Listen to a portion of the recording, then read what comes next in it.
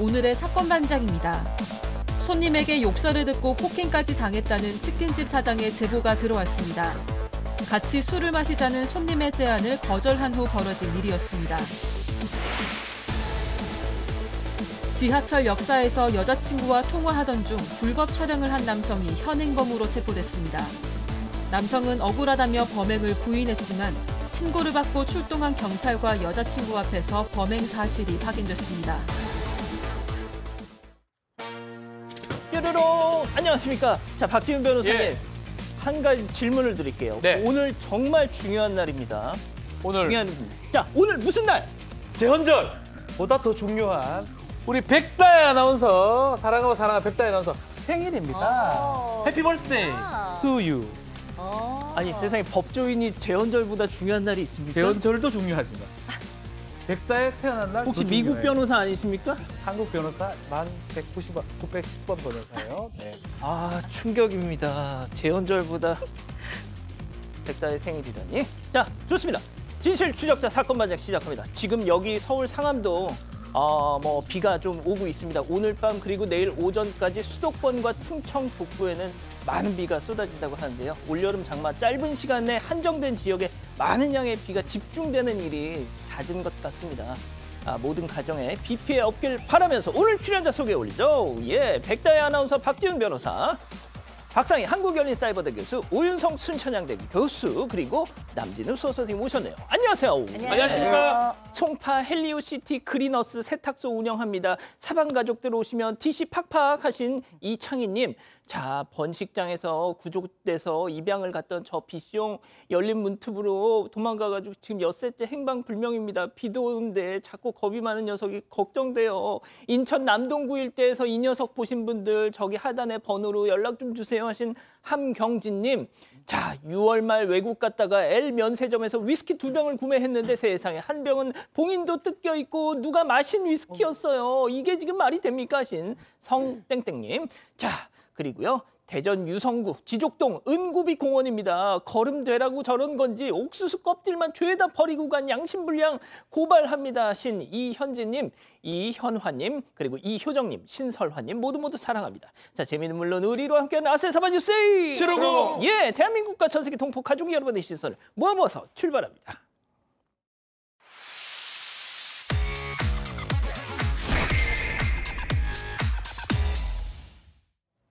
첫 번째 달려보죠.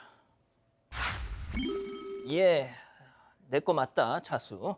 자, 지난 5일 저희가 제보로 전했던 사건이죠. 숙명여대 앞 카페 이 여직원 음료에 뭔가를 저렇게 몰래 넣던 저놈. 사건 반장 방송 나가고 여기저기 보도되고 유튜브 조회 200만 뷰 넘고 하니까 벌벌 떨다가 방송 열흘 만인 어제 자수했습니다. 자, 가장 중요한 거 음료 속에 집어넣었던 게 뭐냐일 텐데요, 박 변호사님. 자, 그게 좀 충격적이게도 자신의 책을 음료수에 넣었습니다. 사건 반장 방송 나가고 아마 불안감을 좀 느꼈던 것 같습니다. 12일에 경찰에 가서 차수를 했고요. 만약 자신의 책이라면 재물손괴죄 같은 게 성립할 수 있기 때문에 불구속 입건된 그런 상황이고 아마 기억날 겁니다, 여직원. 순간적으로 비린 맛이 나서 그냥 뱉었고 안 먹었는데 나중에 국가수에 이제 이걸 의뢰해보겠다라고 했던 상황인데 그 상황에서 이 사람이 자신의 책이라고 자수를 한 것으로 지금 보입니다. 당시 자신의 어떤 신분 감추려고 쿠폰 사용했다는 것도 아마 우리가 보도를 했던 것 같은데 이 사람 사실 이거 성범죄에 가까운 거 아니냐 이런 얘기도 좀 나오고 있는 상황입니다. 자, 지금 딱 보세요. 원래 방송 심의 규정상 저런 인간들 얼굴 블러를 칠 때는 전부 다 덮도록 돼 있습니다. 근데 저희가 이자를 심리적으로 압박할 목적으로 추가 범행을 막을 목적으로 보시는 것처럼 눈 부위만 저렇게 가렸더랬죠. 최소 주변 사람들은 알아보길 바라면서 말이죠. 자, 어떻게 보면 결과적으로 나름 작전이 통한 셈이 된 건데 뭐가 됐든 검거가 됐다니 천만 다행입니다. 앞으로 저희 진짜 이렇게 할까 봐요. 진짜 좀 꼭 잡혀야 될 놈, 모든 놈이 다 잡혀야겠지만 진짜 그중에서도 잡혀야 될 인간들은 저렇게 눈만 가리는 걸로. 자, 사반 제보는 문제 해결의 시작. 다음으로 이어가죠. 불법 주차하고도 당당입니다. 영상 만나보시죠. 자, 아파트 단지 앞 도로. 자, 불박차는 우회전하려는데 앞차가 저렇게 길을 막고 있죠. 아 뭐야 가는 거야 마는 거야 깜빡이는 왜 또 안 켜? 그때 뒤에서도 빵빵 에이씨 그냥 비켜 가자 하던 찰나 자 돌아 나르고 오자 그런데 앞에 사람이 있었네. 아이고야 여성 운전자가 불박차 쪽으로 걸어오는데 두 사람 대화 직접 들어보시죠. 같은데? 우회전하려고 하는데 개인적으로 보시가. 아이가 아직 안 나가서 그건 그래요? 네. 당연한 건 아니잖아요. 제가 네. 주정차를 많이 하니까요. 아니 그게 여기는 정차하는 곳이 아니에요. 지금 저희한테 죄송하다고 얘기를 하셔야 돼요. 제가 우회전하는지 알아요? 깜빡이 켜고 있었잖아요 아까부터. 못 봤어요. 그래요? 네. 여기서 정차하고 지금 뒷차도 정차하고 있잖아요. 아니요 여기서 정차 도로잖아요. 도로가 조금 보세요. 지금 하고 싶은 거예요. 아니 우회전을 하려고 했는데 몰랐잖아요. 아 그러면은 떼주실 거예요? 아직 안 나왔어요. 네 기다리신다고요? 네. 자 박상희 교수님도 운전하시잖아요. 그럼요. 저런 경우를 저도 당해봤죠. 그러니까 우회전을 해야 되는데 앞에서 그냥 안 빼주는 거죠. 본인은 이제 뭔가를 기다리고 있어요. 그래서 안 빼주는데 오늘은 이제 이 여성께서는 아이가 나오기를 기다리고 있다. 물론 저 아이가 나온다는 거 보면 학원 앞인 것 같은데 학원 앞에서 엄마 아빠들이 그냥 불법 주정차를 그냥 하는 경우가 많죠. 사실은 불법인데 그냥 의례적으로 하는 경우가 꽤 있습니다. 그러면 이제 그 학원에 다니는 학부모들은 그게 무언의 이렇게 신호처럼 그렇게 서로 봐주기도 하고 피해주기도 하고 그런데 오늘은 보면은 그냥 일반 운전자기 때문에 사실은 이해를 할 수가 없는 거죠. 그런데 도리어 나와서 죄송하다. 내가 아이가 나오기를 기다리고 있으니까 좀 죄송한데 이렇게 좀 돌아가 주세요. 라고 얘기하셔도 지금 될까 말까인데 너무 당당하게 여기 주정차 하는 곳이라고 얘기를 하니까 오늘 제보하신 분께서 너무 기가 막혀서 제보하신 것 같습니다. 예, 한문철 TV입니다. 자, 박 변호사님. 네. 저기 주정차도 하면 안 되는 구역인데. 예, 저기요 주정차 안 되고 있고요. 안 되는 곳이고요. 더 중요한 거는 어린이 보호구역이에요. 어린이 보호구역에 주정차를 하게 되면 안 보이기 때문에 사고가 날 수 있죠. 절대 안 되도록 돼 있는 상황이고 만약에 했다면 범칙금이 3배가 될 수가 있습니다. 또 저 옆에 보이죠? 실선 2개. 아, 저 주황색 실선. 예, 노란색 실선, 주황색 실선 2개. 절대 주정차하지 말라는 선입니다. 아, 그렇군요. 이렇게 사선으로 빗금같이 써져 있는 건 뭐냐면 천천히 가라는 또 의미이기도 하고요. 이거는 사실은 주정차 절대 안 되고요. 저 차선은 우회전만 되는 거예요. 옆에 좌회전 직진 차선도 있고요. 어쩌면 당연한 건데 아마 몰랐던 거. 만약에 저기 잘못되면 돌아야 돼요. 뱅글뱅글. 돌아서 다음에까지 기다렸다가 아이 태워가면 그건 몰라도 어쨌든 간에 저기서 주정차를 안 하는 게 법상으로는 맞습니다. 그러니까요. 알겠습니다. 자, 다음 이어가죠. 열차 안 헬스카입니다. 충격적인 영상 만나보시죠. 자, 헛둘 한 남성의 머리가 지하철 안에서 올라갔다 내려갔다 기계 체조를 시전하고 있는데요. 자, 잠시 대롱대롱 매달려서 쉬더니 다시 한번 으차 차차차차. 자, 주변 사람들은 어안이 벙벙 아연실색. 자, 오 교수님, 대한민국 지하철 정말 최고입니다. 교통수단이자 헬스클럽 시설까지 완비. 저게 이제 최근 그 수도권 지하철 GTX-A 노선에서 발생된 건데요. 동탄에서 수서역까지 가는 도중에 바로 옆 칸에 있는 남성이 손잡이를 달기 위해서 천장에 가로로 이렇게 연결된 기둥이 있잖아요. 그것을 이제 턱걸이 바로 이제 사용을 하고 있는 거죠. 안경 벗고 장갑까지 착용을 했다라고 합니다. 그래서 이제 이 제보자 입장에서 봤을 때는 이 장갑까지 준비하고 다니는 걸 보니까 좀 이렇게 상습적인 것이 아니냐라고 생각을 하는데, 글쎄요, 저게 어떻게 보면은 남들에게 과시하는 거죠. 어떻게 보면 좀 나대는 것도 있는 것이고, 저는 이렇게 좀 제의를 하고 싶습니다. 교육부에서 저런 내용들을 이렇게 우리 사반에서 영상들을 쭉 수집을 해가지고 초등학교 때부터 도덕 과목 시청각 교육 자료에다가 집어넣는 게 어떨까? 저렇게 하면 되느냐 안 되느냐 해서 초등학생 때부터 좀 교육을 시키고 토론을 시켜야 될 것 같다는 생각이 듭니다. 그러니까 말이죠. 예, 좋습니다. 다음 또 이어갈게요. 이른 새벽 싹 털렸답니다. 제목만 보셔도 이제 느낌 오시죠? 만나보시죠. 자, 어두운 치킨집 안으로 불빛이 휙휙. 자, 한 남성 조심히 저렇게 들어와서 가게를 막 살피죠. 자, 그런데 주방 한쪽에 이제 가방을 저렇게 내려놓더니 본격적으로 뭔가를 막 찾습니다. 자, 밑에도 위에도 저렇게 막 두는데 뭘 봤어 지금?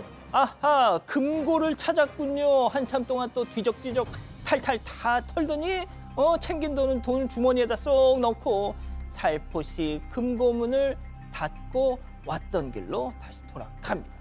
좀도둑 이려니 싶었는데 털어간 현금만 자, 백다희 아나운서 100만 원입니다.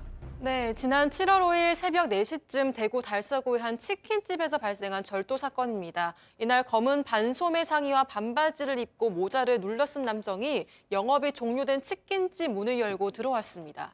이후 가위로 금고를 따서 직원 월급을 포함해 현금 약 180만 원을 훔쳐서 달아났는데요. 제보자는 현금이 없어졌다는 직원의 말을 듣고 CCTV를 확인해서 범행 장면을 포착했고 경찰에 신고했습니다. 처음에는 매장 입구 인근에 관련자만 알 수 있게 숨겨둔 열쇠를 꺼내고 문을 열었다는 점에서 내부 인물로 추측을 했는데요. 그런데 경찰이 동선을 추적하면서 이 남성이 인근 다른 가게들에도 침입을 시도했다는 걸 보고 외부인일 가능성도 있다는 결론이 나왔다고 합니다. 현재 수사가 진행 중이고요. 제보자는 하루하루 장사해서 살아가는 입장에서 절도를 당해 정말 참담하다며 인근에서 비슷하게 생긴 남성을 본 사람이 있다면 알려달라고 제보를 해왔습니다. 그렇군요. 좋습니다. 자, 마지막 사연으로 가보죠. 자기야, 내 차 사라. 아, 정말 충격적인 사연. 집단지성의 판단을 받아보고 싶으시대요. 네, 차를 두고 남편에게 마음이 상한 일이 있었다는 아내의 사연입니다. 최근 남편이 3년 된 차를 놔두고 미국산 전기차를 새로 사고 싶어 한다고 하는데요. 남편의 기존 외제차를 두고 문제가 벌어진 겁니다.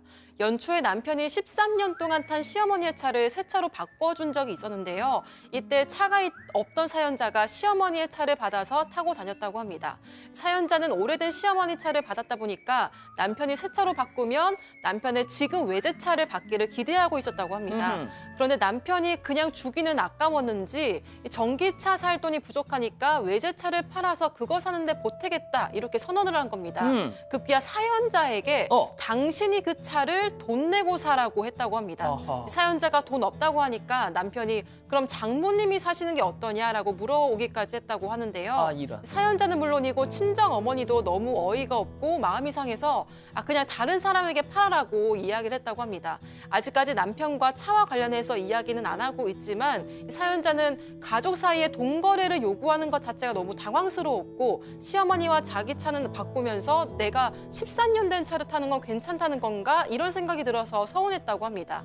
기존에 타고 다니던 차를 자기한테 사서 타라고 하는 남편의 말에 마음이 상한 게 이상한 건가요? 라고 사연을 보내왔습니다. 제가 이 사연자분하고 한 3시간 전에 계속 같이 이렇게 카톡을 했었거든요. 카톡 대화를 나누면서 정말 개인적으로는 충격을 받았는데 자, 기다리셨던 부처 핸즈업 타임 6천여 분의 가족 여러분들 함께하고 계신데요. 채팅창에 X로 함께 참여해 보시죠. 먼저 남편입니다. 여보야, 상이야, 진짜 너 왜 이렇게 바보야? 내가 지금 타고 있는 이 CMW 이거 진짜 내가 관리 잘했어. 중고차로 남한테 팔기 너무 아까워서 그래요. 아니, 우리 엄마가 타던 그 고물차 자기도 싫다며. 자기가 내 차 사고 나는 티슬라 사고 그러면 CMW도 우리 차, 티슬라도 우리 차. 우리 윈윈이잖아. 이거 왜 계산이 안 되니 이게? 동그라미. 좋습니다. 자, 다음은 사연자 아내예요. 듣고 보니 좀 합리적인 것 같은데? 라고 할 줄 알았지. 야, 박지연, 너 왜 마누라 가스라이팅해? 내가 바본 줄 알아? 야, 다 떠나서 지나가는 사람 붙잡고 물어봐. 지가 타던 중고차 마누라한테 돈 받고 팔겠다는 인간이 사람 맞는지. 심지어 장모한테까지 그걸 넘기려고 그래? 너 난 사랑하긴 하니? 우리 부부 맞니, X? 자, 오 교수님부터 달려보겠습니다. 사실 이 제보 같은 경우는 일반 국민들 눈높이에 봤을 땐 좀 불편할 수도 있는 그런 내용입니다. 왜냐하면 기존에 외제차가 하나 있는데 또 미국산 전기차를 갖다가 아내에게 판다 쩐다 하면 사실은 상당히 경제적으로는 부유한 그 집안 같긴 한데 일단 그것을 떠나서 이 사안에 대해서만 제가 말씀을 드리겠습니다. 일단 이 남성은 남편으로서의 기본이 안 돼 있다라고 생각이 듭니다. 왜냐하면 그 차를 갖다가 자기 가족에게 판다는 거는 저도 참 그런 얘기를 거의 들어본 적이 없거든요. 교수님 아까 제가 부탁드렸던 그 말씀 지금 하시죠. 아, 예. 아까 저도 그 뭐 얘기를 하면서 그 얘기를 했는데 그 밥값도 받으시고요. 그리고 가정부로서 집안일 할 때 그 매달 해가지고 그것도 받으시고 그 돈 가지고 집 그 차를 갖다 사세요. 근데 제가 볼 때는 참 이게 아닌 것 같네요. 그거 뭐 하다못해 장모님한테 팔 생각을 어떻게 합니까? 그러니까. 자, 네. 박 교수님. 그 3년 된 차를 팔아서 새로운 차를 사는데 보태겠다. 여기까지는 이제 상식적이죠. 네. 근데 그 차를 부인한테 팔겠다? 그러니까 우리 돈 생활비에서 내라 뭐 이런 의미로도 뭐 좋게 생각할 수 있는데 그 다음 넘어가서 이제 장모님한테 사라 그러시든가 이건 저는 선을 넘어간 것 같아요. 왜냐하면 지금 뭐 정말로 경제적으로 여유가 없어서 이러는 거라면 또 이해가 될 것 같은데 그것도 아니고 지금 외제차에서 미국산 전기차로 바꾼다는 것이고 또 중요한 것은 올해 초에 시어머니 또 자동차는 바꿔준 거잖아요. 그러니까 본인의 엄마 차는 바꿔주고 장모님한테는 사라 그러고. 그러니까 정말 이거는 좀 너무 얄밉다라는 생각이 들고요. 제가 부인이었어도 이거는 좀 빈정상할 것 같습니다. 뭐 법적으로 이제 봤을 때는 충분히 충분하지는 않습니다. 그게 가능합니다. 부부간에도 계약을 할 수가 있고 부부간에 팔 수도 있고 하지만 거의 없지요. 물어보세요 가서. 내가 이렇게 아내한테 한번 팔아먹으려고 하는데 말씀 중에 죄송한데 네. 우리 박지훈 변호사님은 말이죠. 사모님한테 차를 그냥 딱 선물로 여보 사랑해 하면서 그렇잖아요. 그 뭐 같이 이제 번 거니까 뭐 하여튼 아니 사모님 전업주부신데? 그 주부도 이제 버는 거잖아요. 아니 아무튼 그러니까 사모님한테 예. 딱 선물 저보다 항상 더 좋은 하셨잖아. 차를 그러니까 차가 이제 2대 있는데 저는 항상 옛날 차. 저 아내는 아이 좀 이렇게 멍석 깔아주면 좀 새차. 그러니까 저는 옛날 차. 자기 자랑 좀 해라 좀. 자랑하는 거잖아요. 저는 옛날 차를 쓰고 좋은 차를 사면 아내를 줍니다. 당연히 그렇게 멍석 깔아준 대로 한 거예요. 예. 저는 옛날 차를 옛날 중고차를 쓴다면 새 차를 사면 당연히 아내 주는 게 당연한 거고 그건 당연한 건데 이걸 갖고 거래를 한다? 납득하기 어렵습니다. 물어보세요. 딴 데 가서. 내가 잘했지? 아내한테 팔아먹었어? 장모님한테 아주 크게 팔아먹었어? 한번 물어보세요. 그게 정상적으로 보는지. 그렇군요. 자, 백다희 아나운서. 저런 남자라면 난 같이 산다 안 산다? 저는 절대 안 살아요. 자, 우리 가족 여러분들. 저도 결혼을 안 할 것 같습니다. 이런 분하고. 네, 가족분들 의견도 보겠습니다. 비키님, 차라리 남한테 파세요라고 하셨고요. 슈퍼맨님은 아내에게 새 차를 사줘야지요라고 하셨습니다. 그리고 엘리킴님도 새 차고 뭐고 그냥 사던지 말던지 알아서 하게 합시다라고 하셨습니다. 그렇군요. 자, 사반 제보 메일과 카톡 제보 채널에서는 많은 사연 제보 기다리고 있습니다. 자, 하랑 두랑이 엄마 장선영님 보고 계시죠? 오늘 아침 9시에 메가커피 대전 관저 원앙점에서 커피 한 잔을 드시려고 딱 기다리는데 앞에 소방관 3분이 커피 주문을 하더라는 거예요. 순간 고생하시는데 내가 계산해야지 하고 카드를 이렇게 꺼내려고 하는데 바로 그때 그 여성 점원분이 고생하시는 소방관 여러분 커피는 제가 쏘겠습니다 하면서 세상에 여성 점원분이 자기 신용카드를 딱 꽂더라는 거예요. 한 발 늦었다. 하지만 그 여성 직원분 현장에서 바로 칭찬해주지 못해서 아쉬운 마음에 사반에 연락을 주셨대요. 자, 메가커피 대전 관저 원앙점 여성 직원분 정말 멋있어요.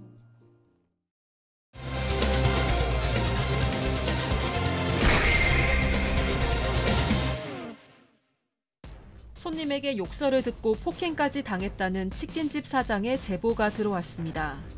같이 술을 마시자는 손님의 제안을 거절한 후 벌어진 일이었습니다. 당시 상황을 짚어봅니다. 자, 충남 아산에서 치킨집 하는 사장님이 50대 사장님이 제보를 주셨는데요. 지난 주말 저녁에 한 남성 손님이 치킨집 문을 조심스럽게 열고 사장님 저 혼자 왔는데 혹시 치킨하고 술 한잔 마셔도 되겠습니까? 뭐 그러면서 지금 시작되는 거예요. 그렇죠. 지난 14일 저녁 8시쯤입니다. 한 40대로 보이는 남성이 치킨집에 들어와서 정말 술하고 치킨 좀 먹고 가면 안 되겠냐라고 얘기를 했는데 이 사장님 얘기에 따르면 원래 1명 정도 손님 받는 경우는 별로 없는데 또 1명이 또 술에 취해 있으면 난동을 부리는 경우가 많아서 잘 안 받는데 이 사람도 술도 안 마신 것 같고 안 취한 것 같고 예의도 있어서 들어오세요라고 이제 손님 받았다고 합니다. 자, 그런데 그래서 뭐 치킨이죠. 치킨하고 뭐 맥주 같은 거 이렇게 생맥주 같은 거 소주 한 병 이렇게 나왔던데 갑자기 문제는 이 손님이 사장님 여기 같이 술 좀 마셔요라고 얘기를 했던 것 같아요. 당연히 사장님이 술 마시는 경우 잘 없죠. 술, 담배도 하지 않고 운전 같은 것도 해야 되고 나중에 배달도 할 수 있는 상황이 생길 수 있으니까 정중하게 거절을 했대요. 갑자기 그러니까 바닥에 칵 침을 뱉은 것 같아요. 그러면서 욕설을 또 했고요. 옆에 이제 다른 손님들이 테이블이 있었는데 이분들이 놀라가 나가버리고 그럼에도 불구하고 대꾸를 하고 싶었지만 시비 걸어서 뭐하냐. 또 침 뱉은 거는 닦으면 되겠지라고 생각을 했던 것 같습니다. 자, 그러니까 사장님이 이렇게 거절하니까 그게 좀 화가 나는지 혼잣말로 막 욕을 하면서 술을 마시고 막 치킨을 뜯더랍니다. 그런데 얼마 지나지 않아서 또 그냥 쿨쿨 또 그렇게 잠이 들었다는 거예요. 근데 마감 시간이 다가오니까 근데 계속 퍼질러 자고 있더라는 거예요. 그래서 사장님이 가서 손님을 깨웠죠. 자, 그런데 그 이후에 사달이 벌어집니다. 네, 이 술을 마시던 남성 손님이 어느 순간 자고 있었다고 합니다. 1시간 넘게 잠을 잤다고 하는데요. 영업 마감 시간도 다가와서 결국 사장은 손님을 깨워서 영업이 끝났다고 이야기를 했습니다. 그 순간 손님이 눈을 떴고 그대로 잠시 정신을 차릴 때까지 기다렸다고 하는데요. 그러다가 손님이 갑자기 계산하겠다면서 계좌번호를 불러달라고 했다고 합니다. 손님은 앱으로 송금을 하려고 했는데 계좌번호를 안 누르고 있길래 손님 계좌번호를 눌러야 송금이 된다라고 설명을 했더니 내가 알아서 할게라고 답을 했다고 합니다. 이 사장은 그럼 알아서 치킨값 보내주세요라고 했는데요. 손님이 또다시 욕설을 하더니 폭행을 했다는 겁니다. 네, 폭행 당시 상황을 그 고스란히 영상으로 찍혀 있는데요. 보면서 설명을 드리겠습니다. 네, 남성 손님이 사장을 향해 다가오더니 이렇게 주먹을 들어서 올립니다. 이 손님은 사장의 뒤통수를 가격하고 주먹으로 얼굴을 때렸는데요. 이 사장은 그 충격에 고개가 돌아가기도 했습니다. 이 손님의 폭행은 멈출 줄을 모르는데요. 사장은 계속 일방적으로 막고 있는 모습을 확인할 수 있습니다. 자, 사장님은 손님이 잠을 깨운 후에도 계속 막 육두문자를 날리길래 느낌이 쎄했다고 합니다. 가게 CCTV 하필이면 또 없대요. 자, 그래서 궁여지책으로 이렇게 바디캠을 달고 또 휴대전화로 촬영을 한 덕분에 저렇게 보신 것처럼 영상이 찍힌 게 된 건데, 자, 그럼 여기서 사장님 얘기 직접 한번 들어보시죠. 그래서 경찰에 신고했으니까 가만히 있으라고. 그런데 이제 와가지고 이제 때리려고 죽인다, 뭐 때린다는 식으로 막 그 주먹을 휘두르려는 이게 모습을 하더라고요. 그랬더니 거기서부터 폭력이 이어지는 거예요. 저도 한 7, 8대 맞았나 했거든요. 네. 정신이 없었으니까. 네. 그랬는데 그 영상을 보니까는 꽤 많이 맞았더라고요. 그것도 꽤 세게 많이 맞았더라고요.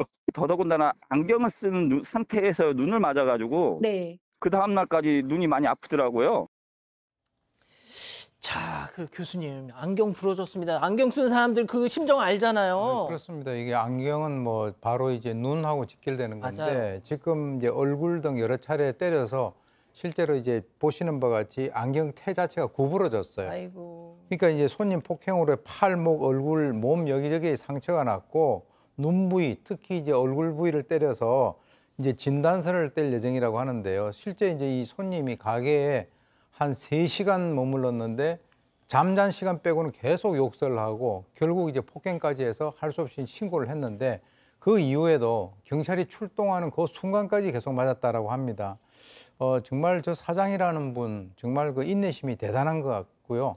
정말 저런 사람들을 위해서 좀 CCTV를 달으셔야 될 것 같습니다. 자, 사장님은 왜 저렇게 일방적인 폭행을 당하면서도 참기만 했을까? 진짜 실제로도 참을인 3글자를 마음에 그냥 3번씩 쓰면서 계속 그랬대요. 왜? 체크포인트 짚어보죠. 제가 선수 출신이라 참았습니다. 자, 직접 들어보시죠. 우슈만 사범 생활을 했고요. 네. 합기도는 대회에도 나갔을 정도로 네, 조금 운동 생활을 좀 많이 한 10년 넘게 했습니다, 제가. 그래서 더 못 때리는 거죠. 그래서 제가 진짜 울분을 참지 못했고 아우 한숨 쉬던 그 모습이 있을 거예요. 무슨 그 폭력을 쓰려고 했으면은 네. 아마 그 사람은 병원에 실려갔을 정도일 거예요. 그때 화를 참지 않았다면 진짜 주먹이 울었습니다.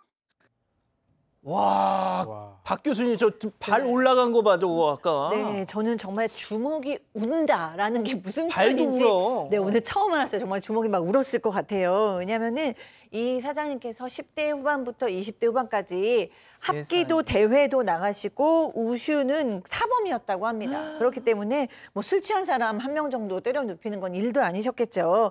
정말 주먹이 부르르 떨렸는데 꾹 참았다고 해요. 본인이 무도인이기 때문에 참은 것도 있었고요.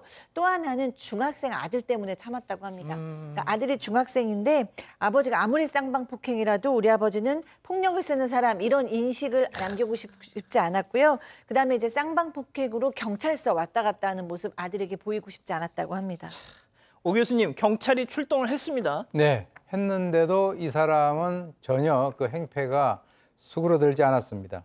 이 사장님의 주장에 의하면 경찰 2명이 치킨집에 출동을 했는데 바로 이제 어떻게 된 건가 이렇게 물어보는 이 경찰의 얼굴에다 대고 사장 안경 깨진 거 아니다. 때린 적 없다. 계산했다. 그러면서 계속적으로 바닥에 침을 뱉었다는 거죠. 그러면서 드디어 이 경찰에게 반말을 합니다. 너 몇 살이야? 계산 네가 해라. 개 XX야. 라고 하면서 욕설을 해서 출동한 경찰도 고개를 절레절레 흔들 정도였다라고 합니다. 그런데 실제로 한 30-40분 정도 실랑이를 하고 난 이후에 신분증 확인하고 그 사람의 신용카드로 음식값 2만 원 결제하고 보냈는데요. 이 사장님 같은 경우는 이 폭행 사건 충격으로 인해서 다음날 치킨집 영업을 못 하셨답니다. 아이고. 그래서 손님이 이제 오늘 조사를 받았는데 기억이 안 난다. 그러면서 폭행 영상을 갖다가 보여주니까 그때서야 사과를 하고 싶다라고 했다라는데 실제로 경찰이 연락이 와서 이 사람 휴대전화 번호 알려줘도 되냐라고 해서 알려주라 그랬다고 합니다. 자, 번호도 알겠다. 사람이라면 뭔가 사과 전화해야 되는 거 아닙니까? 네. 손님이 나중에 전화가 왔다고 합니다. 그리고 치킨집에 와서 했던 말이 나 조사받고 나왔다라고 하면서 오늘요? 예. 안경 부러진 거하고 영어 못한 거 내가 갚아줄 테니까 합의서 좀 작성해달라. 그렇지만 지금 나 통장에 한 50만 원밖에 없으니까 분할해서 갚겠다. 다만 합의서 제발 좀 빨리 작성해달라라고 요청을 한 걸로 보입니다. 이런 폭행 사건, 업무방해, 폭행 상해 등등이 될 것 같은데 이거 다 제일 중요한 게 합의거든요. 그래서 막 합의를 지금 요구하는 것 같은데 보셔서 알겠지만 주먹이 우는 이 사장님 절대 합의 안 해준다. 왜냐 합의해주면 처벌이 확 줄어듭니다. 이 주치 이런 폭력은 거의 습관적으로 반복되는 거예요. 술만 마시면 반복될 거니까 이번에 한해서는 반드시 엄중하게 처벌받아야 된다. 이렇게 생각하고 있습니다. 방송 3시간 전, 그러니까 지금 오늘 오후 5시쯤에 이 치킨집에 찾아와가지고 사과는 뒷전이야. 오로지 합의. 사장님은 절대 그럴 마음이 없다고 합니다. 자, 이렇게 정리하고요. 두 번째 사건 이어갑니다.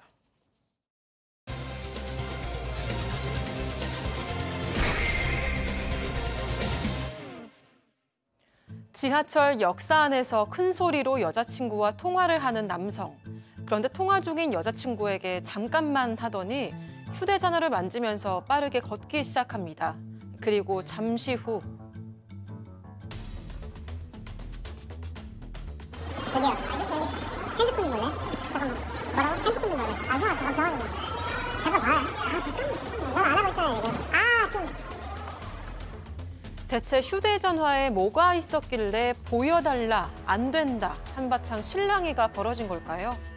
자, 서울의 한 지하철 역사 안에서 벌어진 상황인데요. 박 교수님 좀 상황 설명 좀 부탁드릴게요. 네, 서울 지하철 2호선 안에 역사안이고 밤 11시 정도였습니다.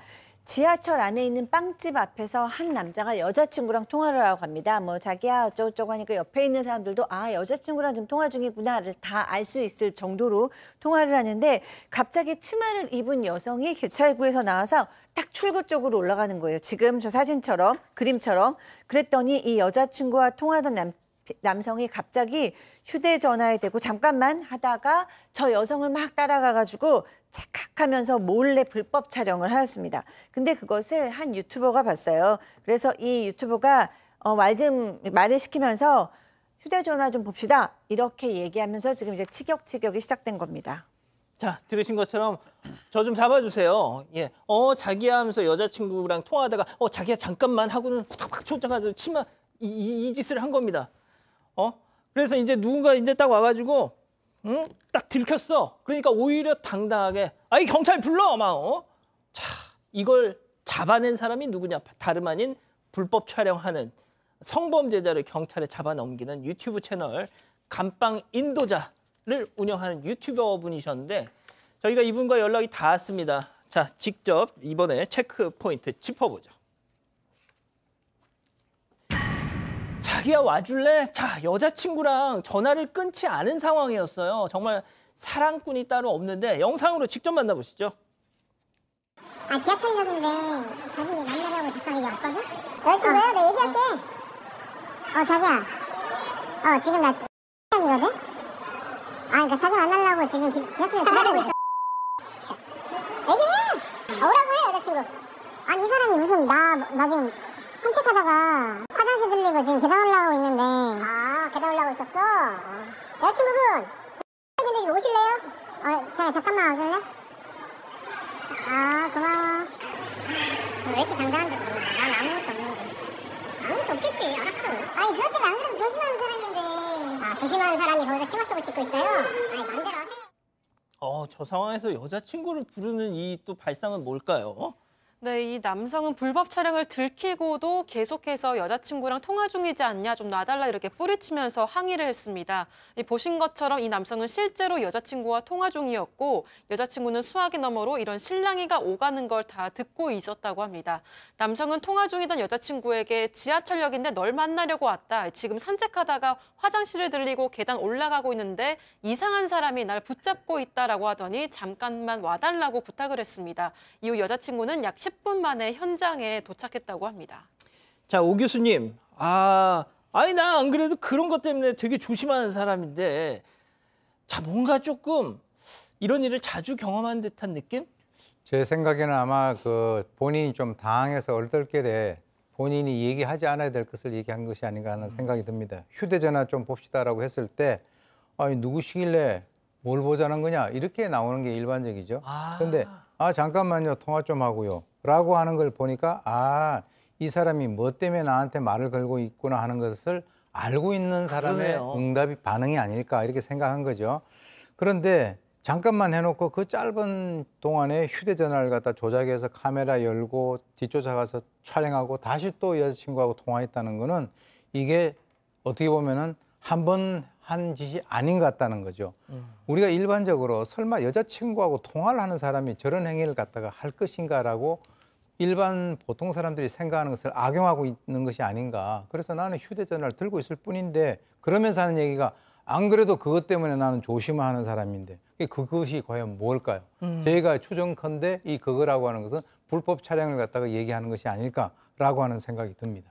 자, 오 교수님 말씀 들어보니까 네. 진짜 박 변호사님, 만약 박 변호사님이 그냥 이렇게 휴대폰을 들고 이렇게 통화를 하고 가는데 어떤 모르는 사람이 처음 보는 사람이 지금 그거 찍었다 뭐 이러면은 내가 아니라면 저 양반처럼 반응할 리가 없잖아요. 그렇죠. 난리 나죠. 너 누구야? 뭐 이렇게 될 건데 너무 좀 이상하게 행동을 하죠. 그리고 여자친구가 지금 와야 되는 상황인데 만약 말대로라면 그렇지도 않고요.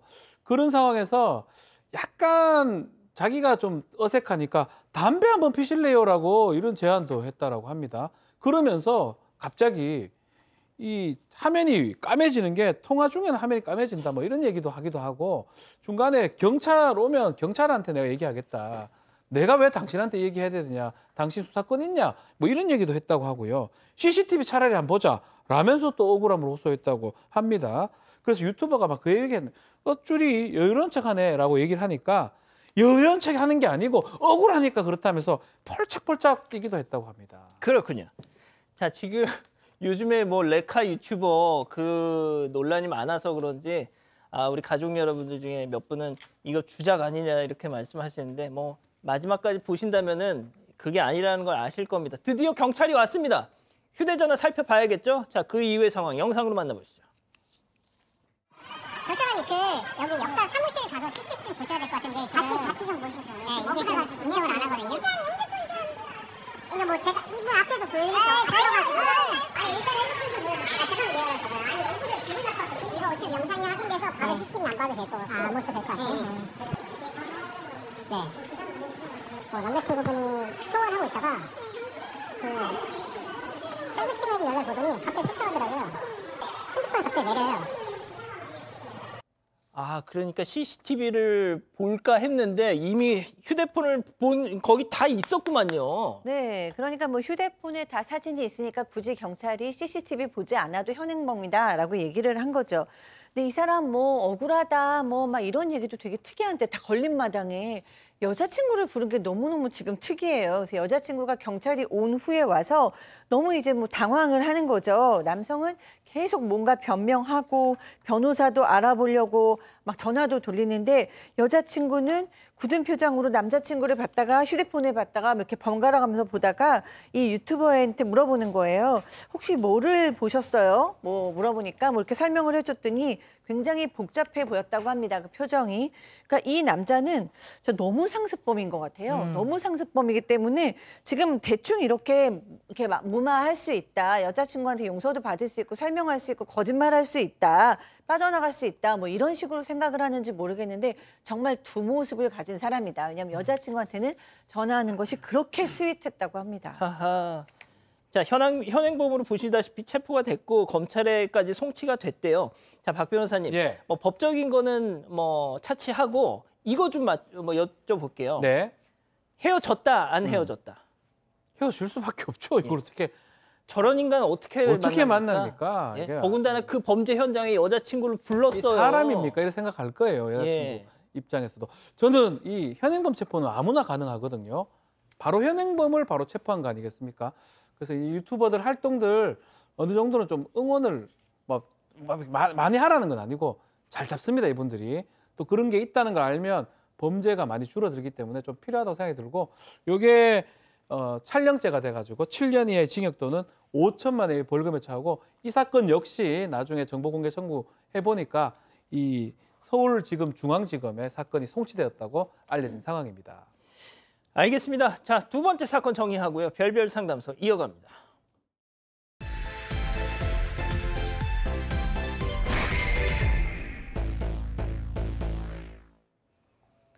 떡볶이 노점상으로 시작해서 지금은 대박집 사장이 됐다는 여성.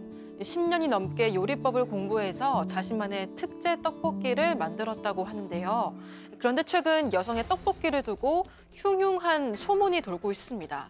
점점 커지는 논란에 폐업까지 고려할 정도라고 하는데요. 대체 무슨 일이 있었던 걸까요? 자, 가족 여러분, 오늘 좀 이 사연도 좀 집중해 주세요. 자, 오랜 고민 끝에 제보를 하셨대요, 교수님, 박 교수님. 네, 그렇습니다. 제보해 주신 분은 30대 여성이고요. 어렸을 때부터 요리하는 걸 참 좋아했다고 합니다. 그리고 너무너무 기특하셨네요. 나 어렸을 때부터도 나만의 떡볶이를 만들어야지 이런 꿈을 가지고 20대 초반부터 새벽부터 일어나가지고 노점상을 시작해서 거기서 떡볶이를 파셨대요.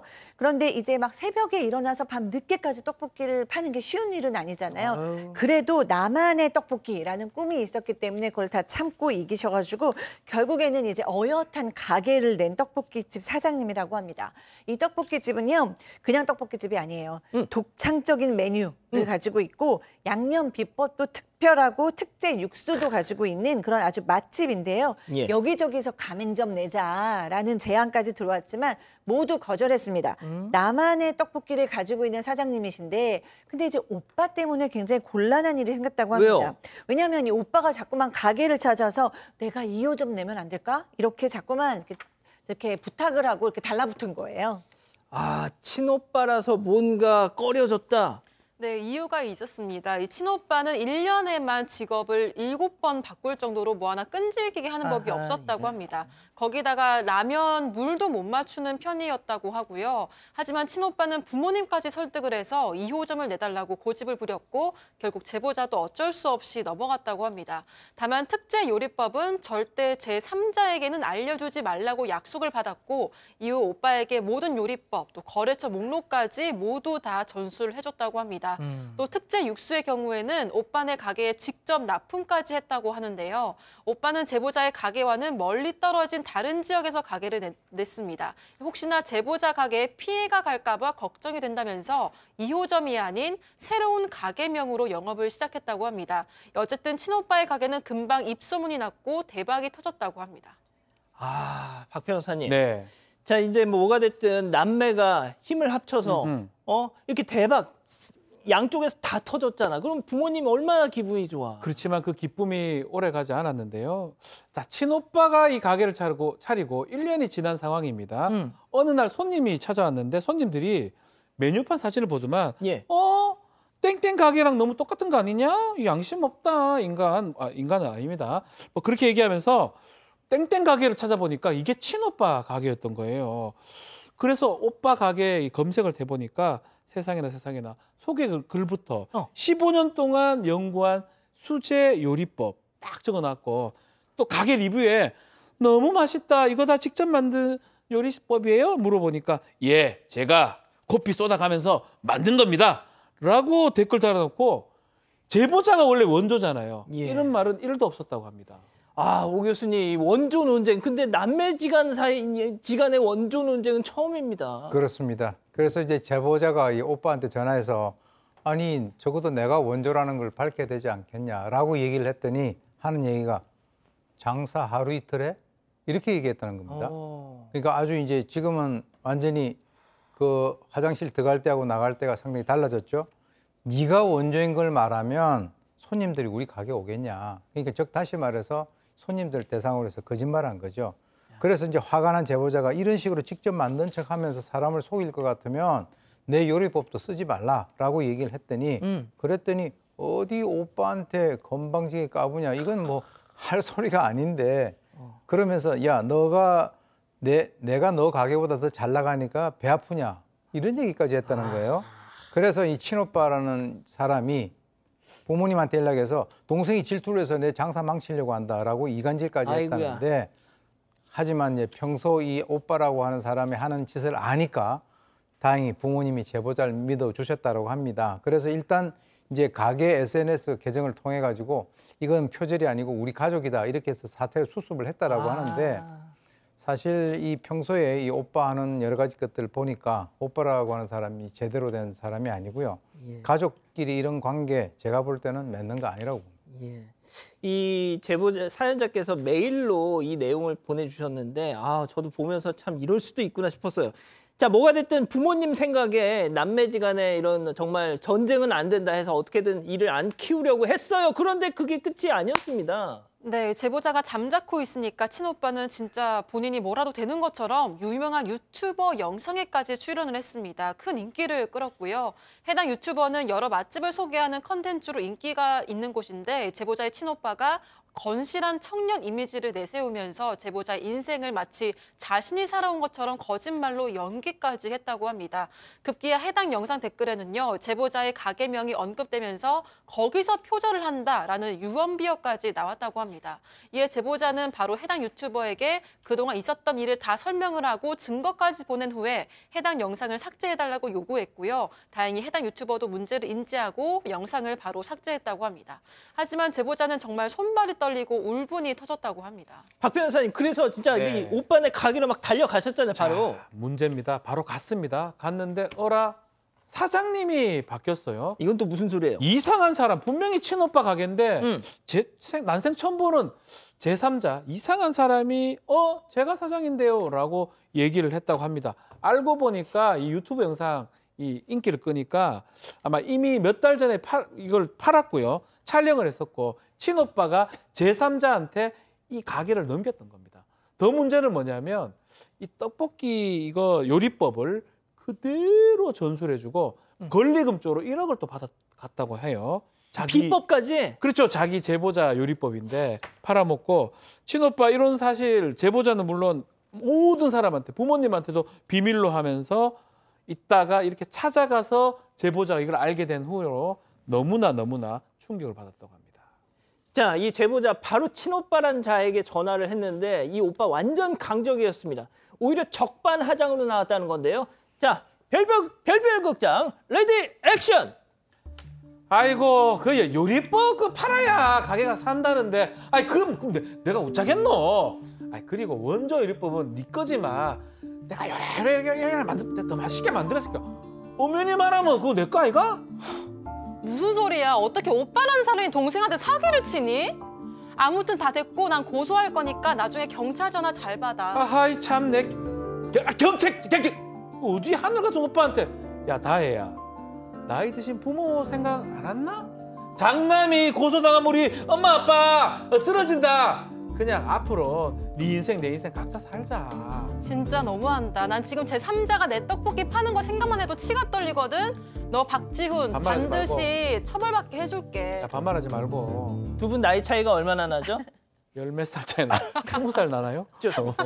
좋습니다. 자, 오늘의 궁금증 짚어보죠.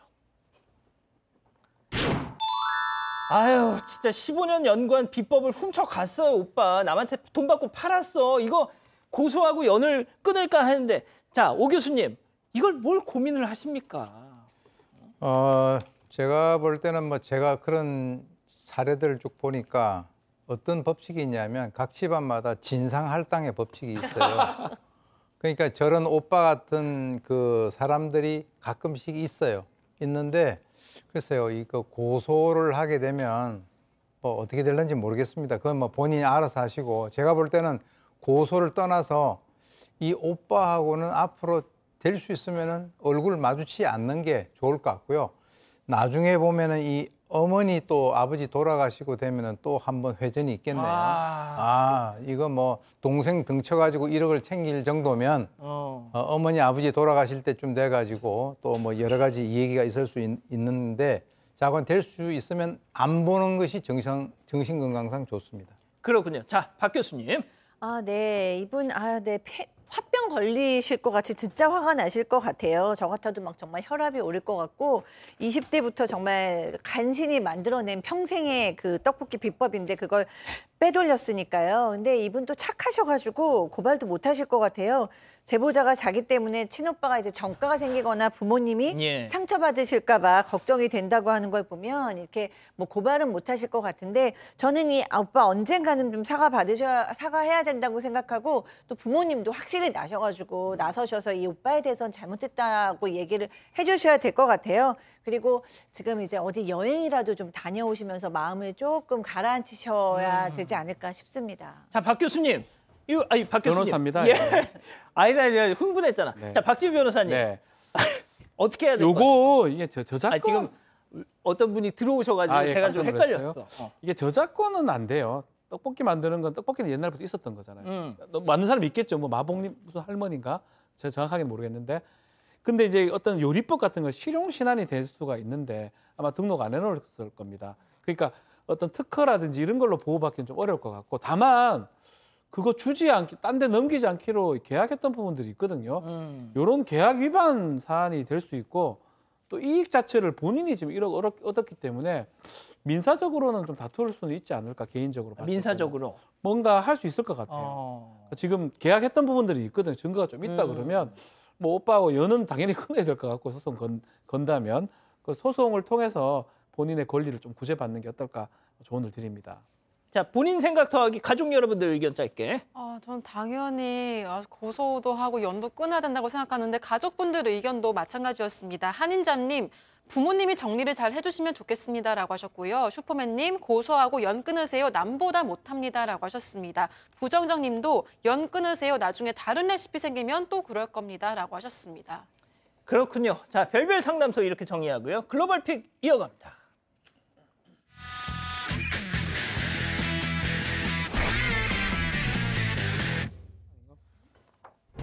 검은색 차량에서 한 남성이 내리더니 문이 활짝 열려있는 흰색 승용차로 갈아탑니다. 그 순간 차주가 다급하게 뛰어나오는데요. 당장 나오라면서 문을 열고 끌어내리려는데 거칠게 여러 번 발길질을 하면서 저항을 합니다. 그럼에도 차주가 놓지 않자 이번에는 또 다른 지원군이 뛰어나와서 머리를 퍽 하고 주먹으로 가격해 넘어뜨렸는데요. 도둑놈들! 네, 마지막까지 붙잡고 늘어져도 보지만 잔인한 강도들은 차주를 매단 채 질질 끌고 달렸습니다. 결국 중상을 입어서 병원에 실려갔다고 하는데요. 그러게 왜 문을 열어뒀냐라고 생각을 할 수도 있지만 음식을 배달하던 중이었다고 합니다. 고객에게 전달하는 찰나의 사이에 강도들이 차를 노릴 거라고는 상상도 못했던 겁니다. 아이고, 일하다가. 네, 저 차를 훔쳤던 강도 3명은 얼마 안 가서 경찰에 체포됐습니다. 충격적이게도 모두 17살 청소년이었다고 하고요. 곧 재판에 출두할 예정이라고 합니다. 필리핀으로 가보시죠. 네, 야외 발코니에 바람이 살랑살랑 불어오고 있습니다. 한가로운 오후를 만끽하면서 한 여성이 담배를 피우고 있는데요. 그러고는 다 피운 담배꽁초를 종이 가방에 버리고 떠납니다. 그런데 잠시 후 불이 붙으면서 활활 타오르기 시작하는데요. 미처 다 꺼지지 않은 불씨가 바람과 만나서 되살아나고 만 겁니다. 왜 저래 또? 설상가상으로 주인은 이미 집을 나가버린 상황이었습니다. 대신 화재 경보를 들은 이웃들이 곳곳에서 뛰쳐나와서 집으로 들어갑니다. 소화기를 들고 2층, 3층, 4층 단 1초도 쉬지도 않고 계단을 오르는데요. 마침내 도착한 5층 발코니에서는 화약이 주변을 삼킨 후였습니다. 서둘러서 소화제를 뿌려서 끄는데요. 다행히 금방 불길이 잦아들어서 더 이상의 피해는 없었습니다. 아유, 동네 주민들이 그냥 아주 그냥. 네, 집주인은 전화를 받고 나서야 불이 난 걸 알게 됐다고 하는데요. 위험을 무릅쓰고 화재를 진압한 이웃들에게 깊은 감사를 표했습니다. 그러니까 담배 끊어! 아침부터 저녁까지 더 많은 퍼포먼스가 요구되는 눈. 새로 나온 아큐브 오아시스 맥스 원데이. 맥스의 편안함과 맥스의 선명함으로 맥스의 퍼포먼스를 경험해보세요. 아큐브. 당신이 불필요한 진료를 받을 일 없도록 진짜 진료에 집중하는 진짜 치과 의사들. 당신의 마음, 당신의 치과 의사는 안다. 덴티움. 들어봐. 우리의 평범한 휴식이 잠시나마 특별해지는 순간. 완벽한 밸런스로 더 나은 다음을 향해. 칸타타 콘트라베이스. 맛있어. 처음 먹어보는 맛이야. 콩이라고? 진짜? 콩을 통째로 맛있게 구웠다. 세상에 없던 건강 간식. 먹어보면 놀랄 거야. 소이조이. 사랑하는 사건반장 가족 여러분, 비 피해 없도록 유의하시고요. 저희는 내일도 4반 750 저녁 7시 50분에 다시 옵니다. 안녕히 계십시오.